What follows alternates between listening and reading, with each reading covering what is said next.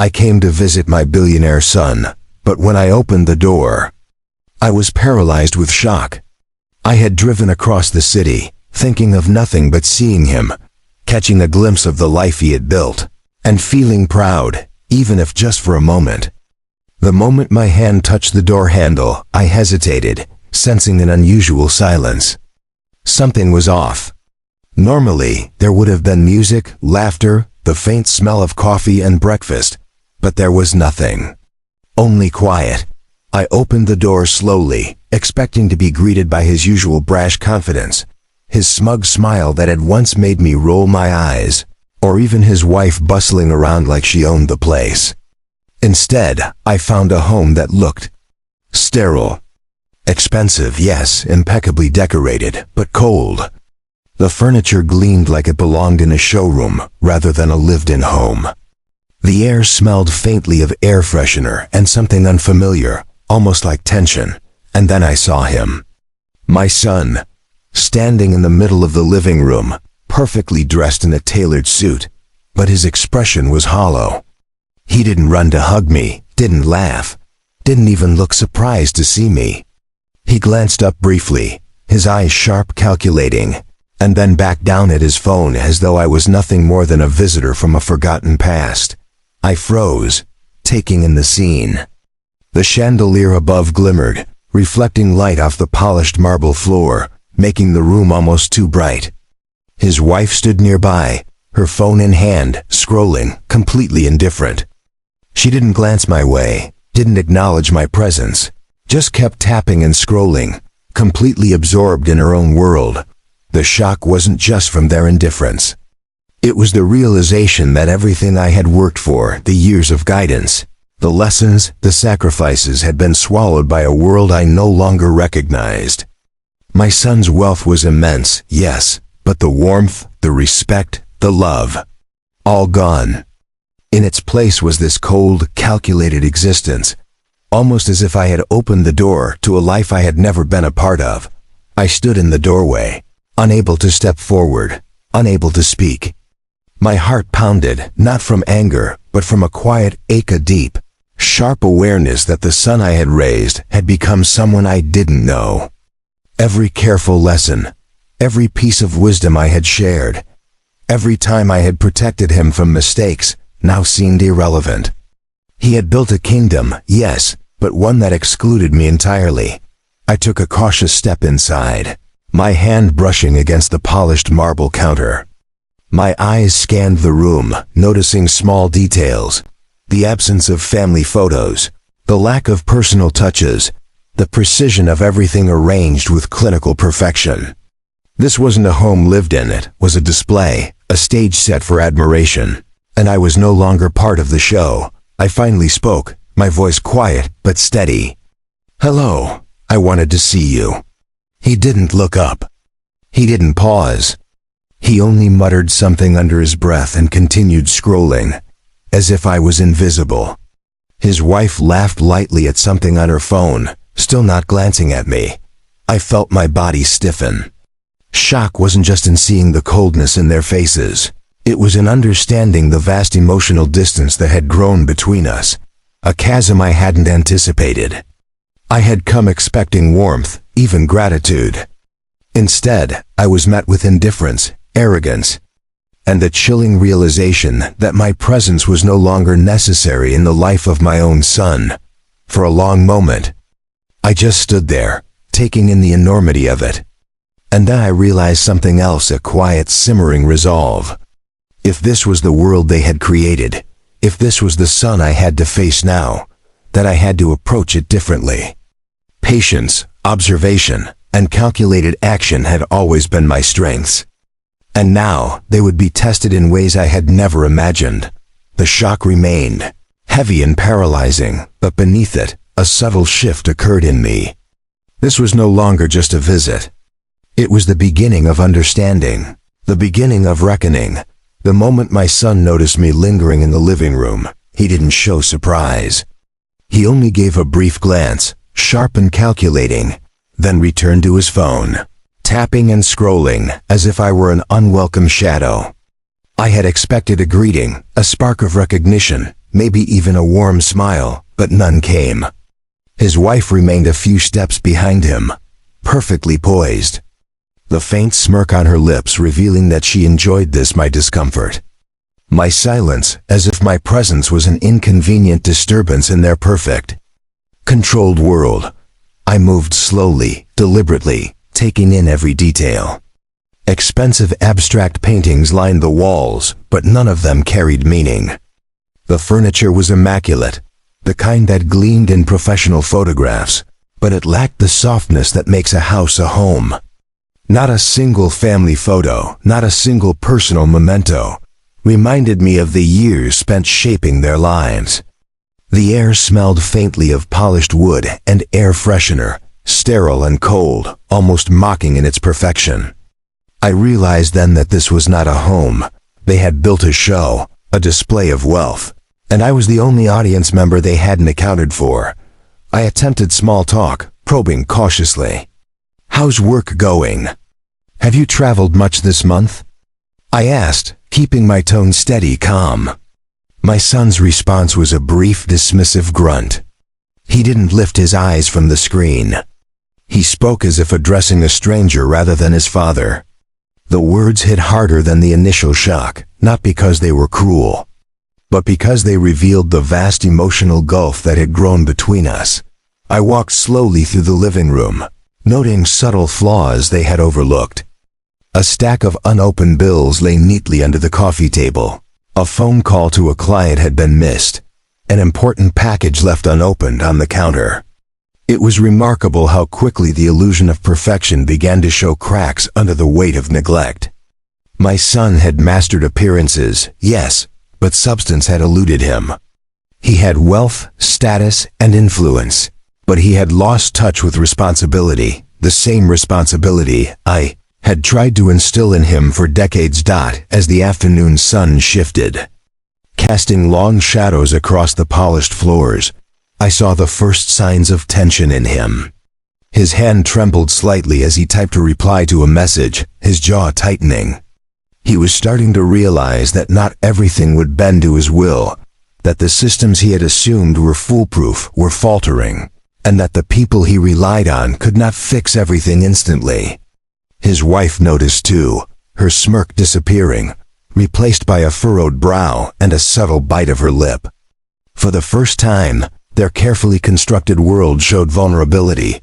I didn't speak, didn't intervene. I merely observed, savoring the slow unraveling. There was a certain poetry in watching their facade crumble, not through malice, but through oversight, negligence, and the quiet authority I wielded simply by existing. I moved from room to room, subtly noting every detail that had gone wrong. An unbalanced stack of papers, a forgotten calendar entry, an unpaid bill for a service they had promised to fulfill. These small failures were the beginnings of a domino effect, and I could see the anxiety slowly creeping into their postures. The subtle changes in expression, the tension in their movements. By late afternoon, the first cracks became pronounced. He tried to call one of his business associates, only to find the contact had changed. A crucial client email bounced back due to a technical issue he had ignored.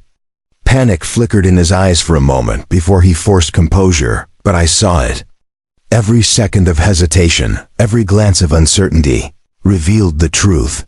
His confidence had been built on assumptions that no longer held. His wife finally looked up from her phone, visibly alarmed. She scanned the room, her hands trembling slightly, as she noticed the unplanned chaos. A package left unopened, a letter she had been ignoring, a minor error in their home's financial system. Her eyes darted between her husband and me, realizing that the man she had quietly mocked was silently observing everything. The smirk that had dominated her face earlier had vanished, replaced by tension, disbelief, and the faintest hint of fear. By evening, the pressure had mounted. My son paced, voice raised, attempting to call clients, vendors, anyone who could salvage the crumbling threads of their life.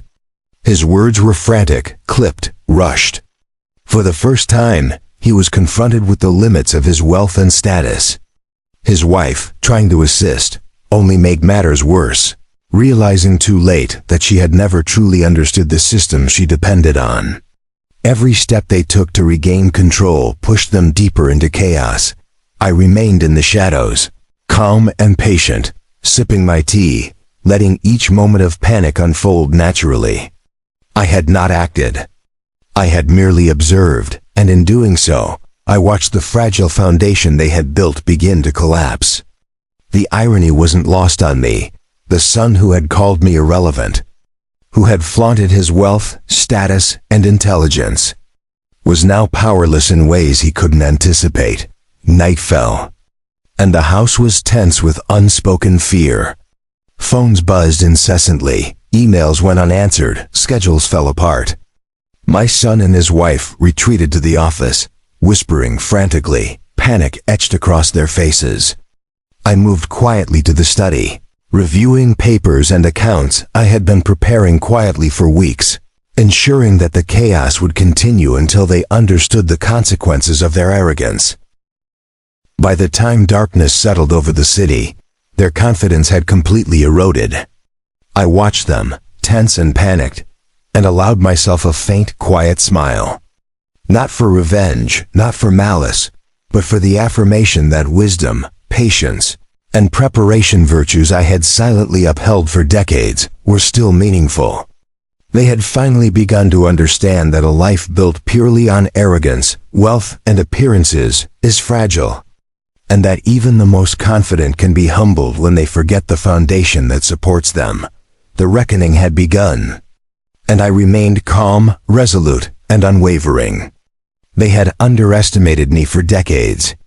Now, they were about to experience the full weight of that miscalculation. The next morning arrived with a quiet intensity. I stayed in the study, observing silently as the first rays of sunlight spilled across the polished floors. From my vantage point, I could see him pacing the living room, phone in hand, brows knitted in confusion and growing frustration. Every message he typed, every call he attempted, was met with delays, failures, or refusals. It was almost poetic years of arrogance and dismissal coming back to him. Not violently, not abruptly, but through the slow, inevitable accumulation of neglected responsibility. His wife, once smug and mocking, hovered nearby, anxiety etched across her face. The faint smirk that had dominated her demeanor in previous encounters was gone. She spoke rapidly, trying to organize, to strategize, but each suggestion seemed to unravel even faster than it formed. I watched the subtle panic rise in her movements, the way her hands shook slightly when she picked up the phone, the sharp breaths she took when realizing an email had bounced, the small, instinctive glances toward me as if I were silently judging. I remained calm, sipping tea and letting the morning unfold. Their panic wasn't instantaneous. It was gradual, creeping into every movement, every glance, every word. Each mistake, every overlooked detail, each minor consequence compounded into a growing storm. By mid-morning, I could see my son's confidence crumbling. His pacing became faster, sharper, less controlled. The carefully constructed persona of a billionaire son who could manage everything flawlessly was cracking, revealing the vulnerability beneath. Calls began to flood in from clients, vendors, and business associates. They demanded explanations, solutions, and accountability. My son's attempts to placate them were awkward, hesitant, and increasingly ineffective. He stammered, repeated himself, mispronounced names, and misread critical emails. His wife tried to intervene, raising her voice, pointing at screens, attempting to control the chaos. But each action only revealed their lack of preparation, their over-reliance on appearances, and their underestimation of the consequences that come from ignoring the foundations of responsibility. By noon, the panic had become palpable. I could see the beads of sweat forming on his brow, the slight tremor in his hands, the subtle shaking of his jaw as he muttered under his breath. He no longer glared at me with arrogance. Instead, his eyes flickered with unease, the realization that I was not just a silent observer, but a presence of authority he could not ignore. I moved quietly through the house, checking small details, but I did not intervene. I noticed overdue invoices, mismanaged schedules, and missed communications, small failures that collectively unraveled their world. Their attempts to regain control only highlighted their inexperience and overconfidence. I felt no satisfaction, only a steady acknowledgement that the lessons I had long tried to teach them were finally manifesting in reality. By late afternoon, the tension reached its peak. He had called nearly every associate he could think of, frantically trying to salvage contracts and payments. Each call ended in frustration or rebuke. His wife's attempts to mediate only added to the chaos, her voice rising with panic as her carefully cultivated image of competence crumbled. I observed silently, noting every small fracture, every moment of fear, every subtle sign that the world they had believed under their control was slipping through their fingers. The first confrontation finally happened, when a client unexpectedly arrived at the house. My son tried to speak, to explain, to assert his authority, but the words faltered. His wife's attempts to interject made matters worse. She stuttered, repeated herself, and finally fell silent, realizing she had no answers. The client's impatience and anger were palpable, the room heavy with tension. I remained calm, seated quietly, my gaze steady, exuding authority without a word. By evening, they were exhausted. The frantic energy that had consumed them slowly gave way to heavy silence, punctuated only by sharp exhalations and nervous glances.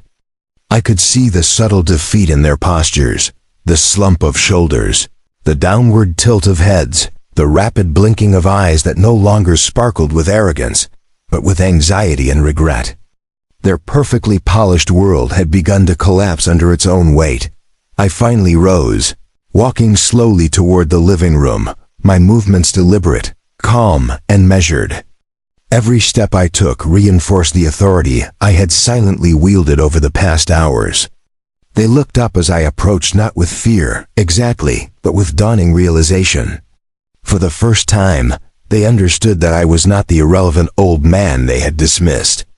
I was the one who had quietly held the foundations of their world all along. The final hours of daylight stretched over the house, and I could feel the shift. Their confidence had been replaced by unease, their arrogance replaced by uncertainty. I let them stand there, absorbing the consequences, until their energy and resolve were spent.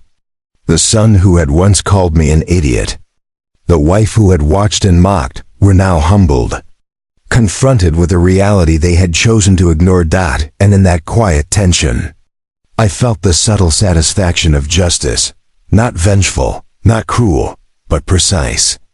They had been allowed to see the consequences of their choices, to face the truth of neglect, arrogance, and dismissal. They had been given every opportunity to understand responsibility, and they had failed. As night fell, the city lights twinkled faintly outside the windows, casting a soft glow over the room. They retreated, tired, defeated, and silent. I remained calm, seated in my chair, reflecting on the events of the day. The reckoning was not complete, but the lessons had begun to take root.